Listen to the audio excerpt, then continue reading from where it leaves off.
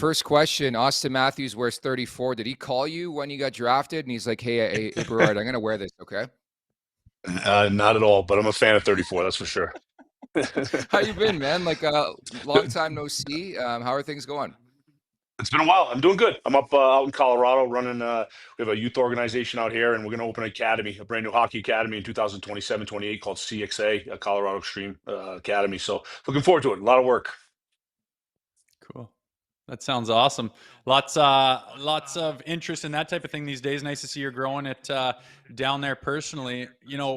A product of the OHL here, Easton Cowan. A lot of talk about whether this guy was going to make the team and whether it made sense. And he's slotted on the fourth line to start. And things didn't go according to plan right away on the top line. He gets a crack at it and seems to have taken the most of his opportunities. What do you think about his opportunity in the league and his chance for development being on the first line of the Leafs? I mean, it doesn't get better than that, right, boys? So, I mean, I love what the Leafs did in the offseason. I mean, obviously, you got to give young talent an opportunity, especially a skilled guy.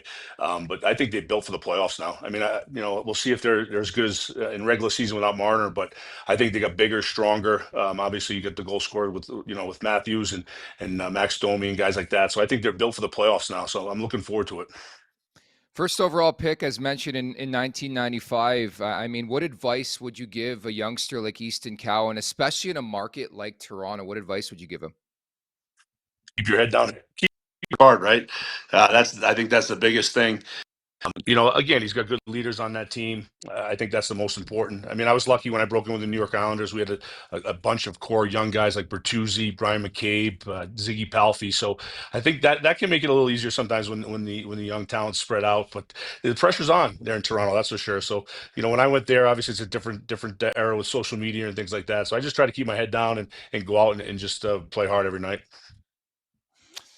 And did you notice a big jump into the NHL? We talk about all the time, like from junior, the different leagues guys come from when they're that skilled at a young age. You're a first overall pick and stepped right into the NHL. Did you feel a lot of pressure to do that? And when you got the opportunity, was that league a huge step up for you at the time? That's a great question. It definitely was. I mean, I was kind of, obviously, again, first overall coming to training camp, and right away I was like, wow, this is a step up. Playing just training camp, and then you play some preseason games, and that's another step up with the speed and the strength of the guys, and then once you get in regular season, it's kind of like a wow factor for the first five. I'd say first 5 to 10 games. It takes a little bit to get adjusted to the speed, the quickness. I guess more it's the reaction time, right? You see a player open, you got to give him the puck as soon as you can.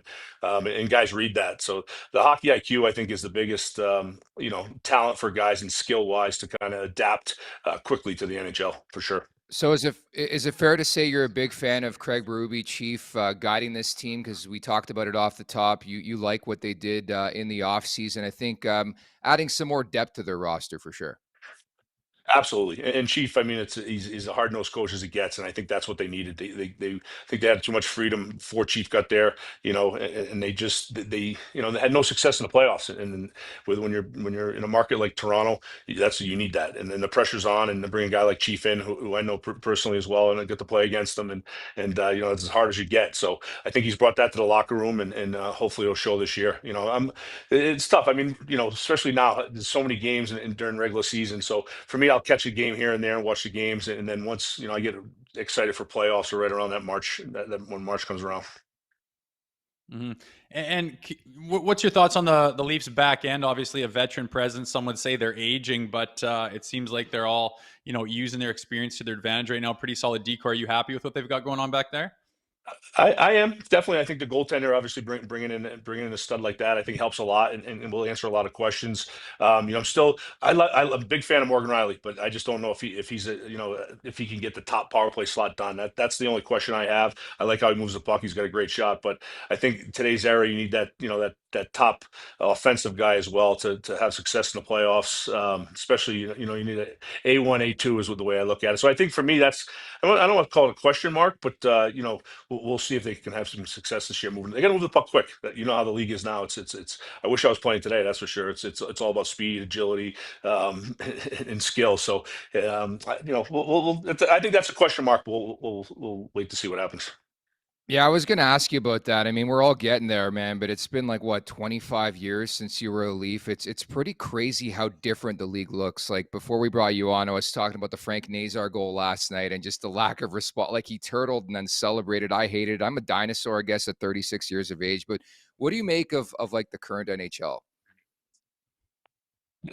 Again, another great question. I mean, it's I love watching it because of the skill level and agility, but to me now it seems like every time there's a good hit, guys are ready to fight or kind of jump in. And before, if it was a clean good hit, I mean it's just part of the game, right? You didn't have to fight everybody. And now it seems like if there's a hit anywhere, guys are dropping gloves.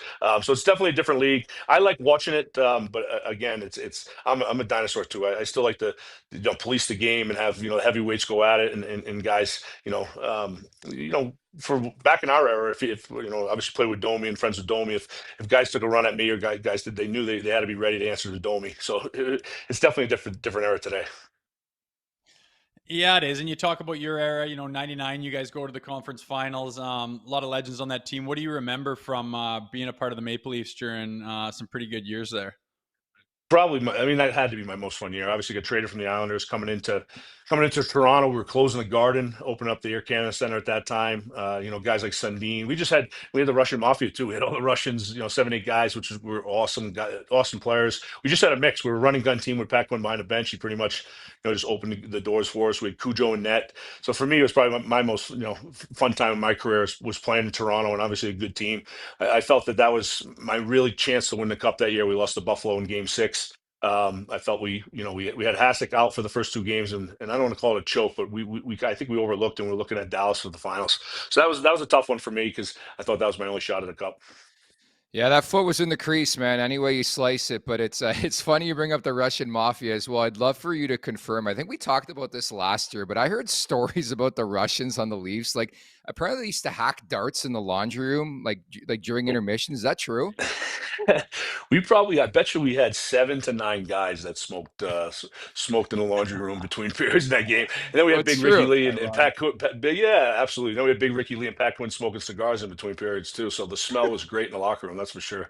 but we had a close team. We had a really, Stumpy was on that team. We just had Hoagland. We had Freddie Modine. We just had a great squad. Great way to bond together is just ripping darts in the locker room. I love the old schoolness of it all. Hey, Yeah, Bryan, the beers in the sauna too, right? It was just old school. It was a great way to play. I caught a little bit of that era, actually. I'm thankful to say. My dad would always ask me, "You guys don't have beers back there, do you?" I'm like, "Yeah, the guy will grab a cooler and drag it into the hot tub once in a while." But nonetheless, we're talking about kids here with you now. Your program in Aspen, can you tell us a little bit more about it? Yeah, definitely. Colorado Extreme, a family, Sheldon Wolitsky. I met him actually during COVID, but I met him through Joffrey Lupul, guys like Scotty Upshaw, a buddy of mine, Andy McGoffin. So he started a program out. It was free to play, free hockey. So he thought about 100 kids would show up, and about 400 kids showed up in Mid Valley and Carbondale. And it was basically free to play. So we did a deal with NHL and pure hockey bags as well. So basically we provide free hockey and hockey equipment right up from, age 4 to 8. And then we have a youth program, again, Colorado Extreme, which is 8U to about 14U. We have about 7 teams right now. And we're just building a program, and Sheldon's been funding it all for himself. So our biggest fundraiser every year, this is the 3rd year we're doing it. It's called the NHL Alumni Outdoor Game. We added a little, an extra, fantasy camp this year. So we're doing 2 games. We're doing a fantasy camp with guys that want to play with Cello. We got Chelios coming, Ronik's confirmed. We got a good crew. Younger guys like Bertuzzo that just retired, Shattenkirk. So we got a good lineup. We got Hank, we got Lundqvist and net. We got Marc-Andre Fleury. It's just it's a big party here from Thursday to Sunday. It's a great event. The big game is Saturday outdoors at 3 p.m.